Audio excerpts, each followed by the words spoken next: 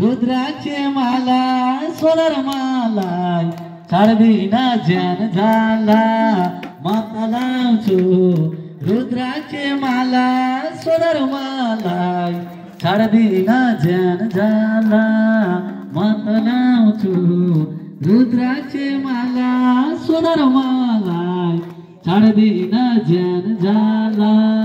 हरिओम। पूर्ण पात्र गर्छौं अनि भागवतलाई समापन गर्छौं। पञ्चामृत प्रसादीहरू वितरण गरिदिन्छौं अनि हामी सत्यनारायण पूजामा लाग्छौं। त्यस पछाडि थोरै विश्राम गरेर पापो हम कर्म हम पापमा पाप सम्भव त्रयीमां दुष्प्रेक्ष्य सर्व पाप हरो हर रोग हर कष्ट हर दुःख हर सर्व पाप हरो हर।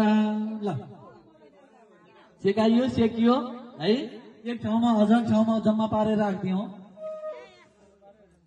ओम पापो हम पाप कर्म हम पापात्मा पाप संभव त्रयीमां दुष्प्रेक्ष्य सकलामा रूप भय हरि। ओम हर हर हर महादेव।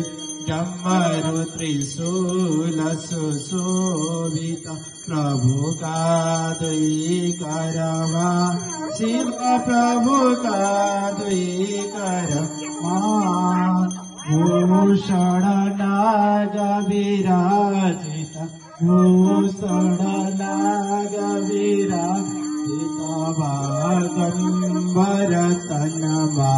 ओम हर हर हर महादेव। ओम हर हर हर महादेव। ओम हर हर हर महादेव। करुणावतारं संसार सारं भुजगेन्द्रहारं सदा वसन्तं हृदयारविन्दे भवं भवानी सहितं नमामि यानि कानि च पापानि। पानीले छेकिदिनु त्यसलाई यानि कानि च पापानि जन्मान्तरकृतानि च तानि सर्वाणि नश्यन्तु यदाक्षिणां पदे पदे। भगवानलाई यस्तो सिकाउनु त्यसपछि आफूले पनि सिक्नुहोला। शंकर भोला शिव शंकर भोला दर्शन दिए के होला बित्नै लागे बेला।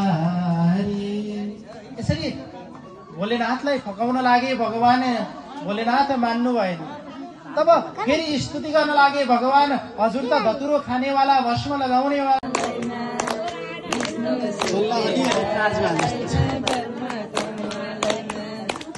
ब्रह्म कमलैमा ब्रह्म कमलैमा विष्णु सुते जालैमा ब्रह्म कमलैमा। हात जोडेर बिन्ती गरे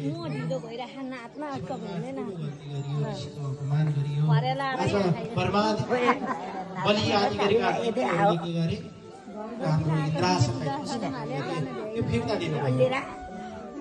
भगवानले सोच्नु भयो गल्ती हुन्छ क्या जीवनमा। गल्ती भएर त्यो गल्तीलाई स्वीकार गर्न सकिएन भने के हुन्छ दुःख पाइन्छ।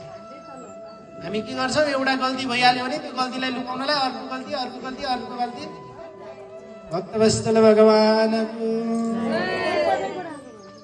गल्तीलाई स्वीकार गरे यिनीहरूले ठिक छ म के गर्दछु इन्द्रासन फिर्ता गरिदिन्छु। तर कसरी भगवानले इन्द्रादि देवतालाई भन्नुभयो तिमीहरूको ऐश्वर्य गरेर कहाँ डुबेको छ समुद्रमा। त्यो समुद्रलाई के गर्नु पर्यो मन्थन गर्नु पर्यो। मन्थन नगरिकन त निस्किँदैन। दुधमा के हुन्छ घिउ हुन्छ अनि दुधमा घिउ हुन्छ भनेर त्यतिकै घिउ त निस्किँदैन नि त। त्यसलाई के गर्नु पर्यो बलिलाई भनिदिनु भयो जाऊ इन्द्रलाई ऋषिको श्राप परेको छ सारा ऐश्वर्य समुद्रमा डुबेको छ। यदि यो समयमा स्वर्ग लोकलाई आक्रमण गर्ने भने तिम्रो के हुन्छ विजयी हुन्छ। इन्द्रले तिमीसँग लड्न सक्दैन। बलिले आफ्नो गुरुको आज्ञालाई मान्नुभयो। दैत्य आदि सबै सेनालाई जम्मा पार्नुभयो र स्वर्ग लोकमा गएर आक्रमण गर्न थाल्नुभयो। जब आक्रमण गरे इन्द्रादि देवताहरूलाई के गरे परास्त गरिदिए हराइदिए। किन छैन नि त ऐश्वर्य छैन सम्पत्ति छैन सब गरेर डुबिसक्यो। ऋषिको श्राप परिसक्यो। इन्द्रादि देवता त्यहाँबाट भाग्न लागे। त्यहाँबाट भागे। अब स्वर्गमा बलिले आफ्नो राज्यलाई सञ्चालन गर्नु अनि फेरि अब बिचारा इन्द्र त्यत्रो इन्द्रासनमा बसेर मोज मस्ती गरेका, अब त्यो इन्द्र लोकै छोड्नु परेपछि पीडा हुन्छ नि त। अब पीडा दुःख भइसकेपछि बल्ल स्मरण हुन्छ क्या मैले कहाँनिर गल्ती गरेँ भने। उसलाई पनि याद भयो मैले ऋषिको अपमान गर्नु हुन्थेन गरेछु। सबै इन्द्रादी देवताहरू ब्रह्माको शरणमा गए, हात जोडेर विन्ती गरे, हे गुरुदेव हामीले जीवनमा ठुलो गल्ती गरे। देवहरूको हो, पितृउद्धार महायज्ञको हो, त्रिपुरा सुन्दरी भगवती माईको हो, दुग्ध विनायक महादेव भगवानको हो, नृसिंहधाम भगवानको हो, व्रत भक्त शून्य श्रद्धाहरूको हो।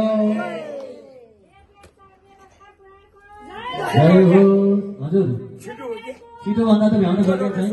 ल अहिले म बजाउनु त्यो भन्नु है, अहिले थोरै छ भन्नुपर्ने, धेरै छ, मेलो धेरै छ, भजनतिर मात्रै धेरै नजाउँ, समय मिलेसम्म भजन गाउँला है। मेरा भजनहरू धेरै छन्, मैले लेखेका छु। एकचोटि एक समयको चर्चित गीत थियो क्याम्पस पढ्न आउने भन्ने, त्यसमा भजन छ है। सालको पातको टपरी भन्नेमा भजन छँदैछन्, सबैले सुनिरहनु भएको छ है। ती भजनहरू आध्यात्मिक भजनहरू, भागवतका भजनहरू पनि छन्, समय मिलेसम्म सुन्दै जाउँला। कतिसम्म सकिन्छ लक्ष्यवर्तीतिर पनि जोडाउँला है। जय बोलियो भागवत भगवानको हो।